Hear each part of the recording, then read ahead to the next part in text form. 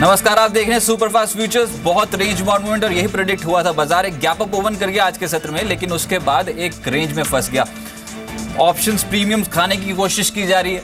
Expiry का दिन है, जून सीरीज की एक्सपायरी, और जो हमने प्रेडिक्ट किया था, जो हमारा पोल कह रहा था, वो अभी तक मात्र 7 पॉइंट उससे मिस हो गए हैं। और 81.80 से 82.50 ये एक रेंज थी जहां पर ब्रोकर्स ने माना कि इस रेंज पे कट सकते हैं। देखिए, ये पोल आपको 2 दिन से दिखाया जा रहा है। उस समय ये लेवल्स थे नहीं बाजार के। बाजार बहुत नीचे कामकाज कर रहा था, लेकिन हमने सबसे पहले बताया कि बाजार यहां से तेज चलेगा, क्योंकि शॉर्ट स्क्वीजिंग की संभावना, बहुत ज्यादा शॉर्ट्स करे थे, तो कहीं ना कहीं वो कटने आ सकते थे एक्सपायरी से पहले, और वही हुआ। 81.80 से 82.50 की रेंज पे 58% ब्रोकर्स का मानना था कि एक्सपायरी कटेगी। 82.50 के ऊपर 23% ब्रोकर्स मानते थे कि 82.50 के ऊपर भी निकल सकता है, और वही हुआ आज के सत्र में।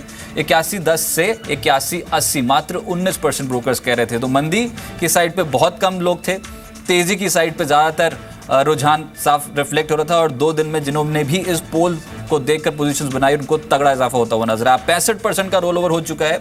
स्ट्रॉन्ग खरीदारी, पॉजिटिव रोल्स हो रहे हैं सीमेंट सेक्टर में, infrastructure, realty space, banking, PSU banking बहुत अट्रैक्टिव बेट इस पूरी सीरीज में साबित होता हुआ नजर आया, और वही अब आगे प्रोमिनेंटली भी हो सकता है कि आउट परफॉर्म करे। फटाफट से कुछ इंडेक्स के आंकड़े देख लेते हैं इस सीरीज में हुआ क्या। निफ्टी 2.3%, सेंसेक्स 2% के आसपास चिरता हुआ नजर आया। निफ्टी बैंक में 2.9% के तगड़े रिटर्न मिले, यानी कि बैंकिंग कंप्लीटली आउट परफॉर्म कर गया इस पर्टिकुलर सीरीज में। सेक्टोरल आधार पर मेटल्स में सबसे ज्यादा खरीदारी हुई। पीएसयू बास्केट में काफी स्ट्रॉन्ग रिटर्न मिलते हुए नजर आए, और ये सब बैंकिंग के बाद है। बैंकिंग में प्रोमिनेंटली बहुत स्ट्रांगली खरीदारी हुई, सरकारी बैंकों में, निजी क्षेत्र के बैंकों में नहीं। Realty, auto, oil and gas, power, इन सभी काउंटर्स पे इस पर्टिकुलर सीरीज में रिटर्न स्ट्रॉन्ग मिले। निफ्टी के कॉन्ट्रीब्यूटर्स कौन थे? Hindalco, State Bank of India, Tata Motors 15 से 35% के तगड़े रिटर्न दिए। बैंक ऑफ बड़ौदा, बीपीसीएल जैसे स्टॉक्स में भी स्ट्रॉन्ग कमाई होती हुई नजर आई। अंबुजा सीमेंट स्ट्रॉन्ग था। और कुछ लूजर्स की साइड पे भारतीय इंफ्राटेल, टेक महिंद्रा, आइडिया और इन्फोसिस, ये कुछ ऐसे स्टॉक्स जहां पर नेगेटिव ट्रेड्स ज्यादा हुए। मुदित गोयल जी मेरे साथ अब जुड़े हैं। मुदित जी नमस्कार, स्वागत है आपका। सब पहला सवाल तो यही है कि आप एक्सपायरी का प्रेड कर रहे थे 82.50 के लेवल पे, बहुत स्ट्रांगली बढ़त आगे पिछले 3 दिनों में। अब आगे क्या निफ्टी की अगली चाल कैसे प्रेडिक्ट कर रहे हैं आप? Good afternoon. देखिए, अगर ब्रॉडर चार्ट्स में देखता हूं तो निफ्टी में एक रेंज बना हुआ है। लोअर साइड में करीब 8000 और अपर साइड में 8300। जब तक ये रेंज मार्केट में बना हुआ है, मुझे लगता है 22 मार्केट के लिए पॉजिटिव है।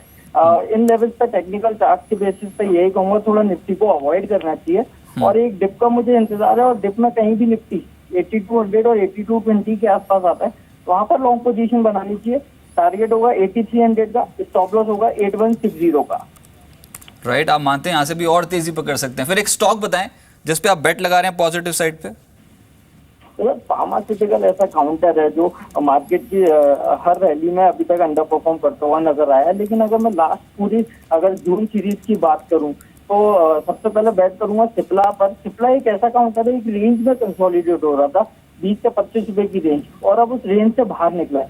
तो मुझे लगता है अभी पुल बैक इस स्टॉक में भी और देखने को मिल सकता है। शॉर्ट कवरिंग अच्छी तरह से स्टॉक में आ सकती है। अच्छा। और उस शॉर्ट कवरिंग में मुझे लगता है 525 रुपए तक के अपसाइड मूव सिप्ला में देखने को मिल सकते हैं। तो सिप्ला को लॉन्ग करेंगे, टारगेट होगा 525 का, स्टॉप लॉस होगा 490 रुपए का। चलिए, तो एसएमसी ग्लोबल मानता है कि सिप्ला स्ट्रॉन्ग कैंडिडेट है। अगली सीरीज की शुरुआत में आपको दमदार रिटर्न्स दे जाएगा। 525 का टारगेट, 490 का स्टॉप लॉस। बहुत शुक्रिया सर मेरे साथ जुड़ने के लिए।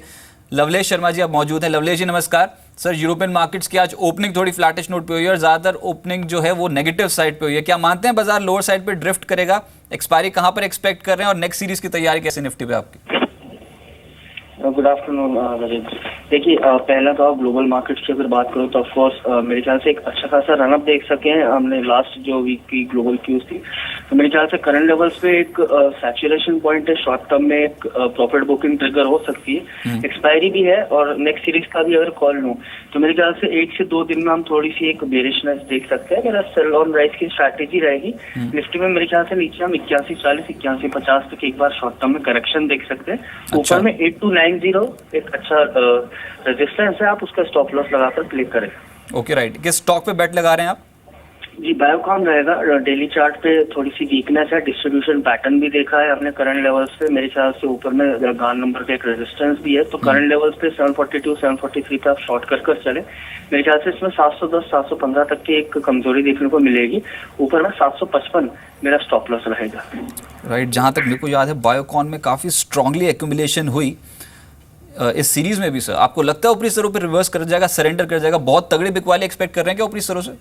जी बिल्कुल, जिस तरह से हमने एक छोटी सी रेड कैंडल फॉर्मेशन देखी है ग्रीन कैंडल के बाद, दैट मतलब एक सिग्निफाई करता है मार्केट में कि बुल्स कहीं ना कहीं एग्जॉस्ट हो चुके हैं एंड बियर्स का अपर हैंड है मार्केट में। तो एक शॉर्ट टर्म जो करेक्शन चार्ट पे ओवरड्यू है, हम उस पर एक कॉल लेंगे और एक फेवरेबल रिस्क रिवॉर्ड के साथ नीचे में 710 तक के लेवल्स देख लेंगे। जी बहुत शुक्रिया। बायोकॉन पे आप नेगेटिव ट्रेड करने की सलाह देने, 710 का टारगेट और 755 का स्टॉप लॉस एपिक रिसर्च किया रहा है। मेरे साथ नीरज चेड़ा जी जुड़े हैं निर्मल बैंक से। नीरज जी नमस्कार। सर बताएं निफ्टी पे स्ट्रैटेजी। नीरज जी सुन पा रहे हैं तो अपनी स्ट्रैटेजी बता सकते हैं हम निफ्टी पे? चलिए इन्होंने जो स्ट्रैटेजी हमारी रिसर्च टीम के पास भेजी वो मैं आपको फटाफट से बता दूं। 8154 के लेवल पे है निफ्टी, टारगेट 8350 का लेकर चल रहे हैं ये, और 8170 का एक स्टॉप लॉस, यानी यहाँ से अपसाइड पोटेंशियल देखते हैं। और जो स्टॉक प्राइस, जो स्टॉक भेजा है, जो रिकमेंडेशन हमारे रिसर्च टीम के पास भेजी है नीरव जी ने, उसमें SBI प्रोमिनेंटली ये खरीदारी हुई है पिछले कुछ दिनों में, और 232 का लक्ष्य है, 215 का स्टॉप लॉस।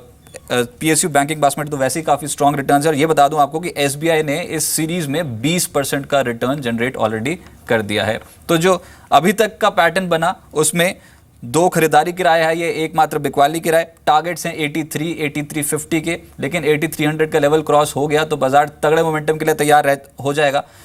LKP सिक्योरिटीज मानता है कि 8140 के टारगेट के लिए आप बेच सकते हैं। 8279 के आसपास का स्टॉप लॉस आपको ट्रेड पे लगाना होगा। तो एकमात्र सेल कॉल है, लेकिन 2 व्यूज अभी भी पॉजिटिव हैं। स्टॉक रिकमेंडेशंस सिप्ला, जिसमें आप तेजी बना सकते हैं, SMC ग्लोबल के रडार पर है। सिप्ला यहाँ से काफी एक्टिव एक ट्रेड साबित हो सकता है अगली सीरीज में।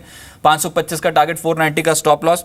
बायोकॉन LKP सिक्योरिटीज मानता है कि ये टूट सकता है, बहुत स्ट्रांगली मोमेंटम में था, लेकिन अब थोड़ा ऊपरी पे प्रॉफिट बुकिंग हो सकती है। 710 का टारगेट, 755 का स्टॉप लॉस, आज बिल्कुल फ्लैट है। और स्टेट बैंक ऑफ इंडिया एक और स्टॉक जहां पर ट्रेड पॉजिटिव करें, नेक्स्ट सीरीज में मोमेंटम और जनरेट होता हुआ नजर आएगा। निर्मल बैंक मानता है 232 का टारगेट रहेगा और 215 का एक स्टॉप लॉस इस पर्टिकुलर ट्रेड पे लगाना है। फटाफट से रोल ओवर फिगर्स देख लेते हैं, कहां पर सबसे ज्यादा स्ट्रॉन्ग रोल ओवर इस पर्टिकुलर सीरीज में बने। AB Nuvo 82% का रोल ओवर जनरेट हुआ। स्ट्रॉन्ग अपसाइड पोटेंशियल, पिछले कुछ 3 ट्रेडिंग सेशन में AB Nuvo में काफी स्ट्रांगली रिटर्न्स मिलते हुए नजर आए हैं।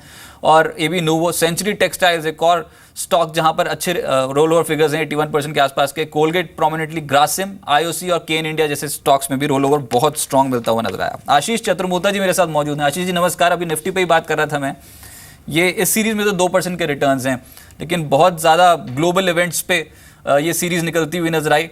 इंटरनेशनल फैक्टर्स हावी रहे। नेक्स्ट सीरीज के लिए क्या लगता है निफ्टी यहाँ से चढ़ेगा? क्या हम 8300 के ऊपर ट्रेड करेंगे सर? नमस्कार रजत।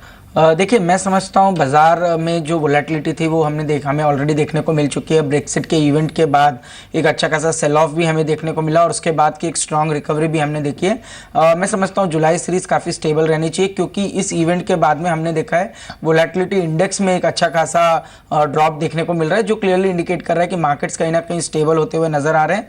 और 8200 के ऊपर जिस तरह से बाजार कंटिन्यूसली सस्टेन कर रहा है, हमने देखा जून सीरीज के अंदर भी पोस्ट ब्रेक्सिट इवेंट 8100 पे एक अच्छी खासी पुट राइटिंग देखने को मिली थी, और जुलाई सीरीज में हम ऑलरेडी देख रहे हैं कि 8200 के लेवल्स पे एक अच्छा खासा पुट राइटिंग देखने को मिल रहा है। तो जो इंडिकेट करता है 8100 जो है वो बाजार के लिए एक अच्छा बेस साबित हो सकता है, और धीरे धीरे बाजार जो है ऊपर की तरफ में 8450 8500 के लेवल्स को जल्दी छू सकता है। तो ओवरऑल मेरी स्ट्रैटेजी यही रहेगी कि बाय ऑन डिप्स की एक स्ट्रैटेजी मैं रिकमेंड करूंगा निफ्टी के अंदर में, और मैं समझता हूँ 8100 का एक पोजिशनल स्टॉप रख के आप निफ्टी के अंदर में बने रह सकते हैं।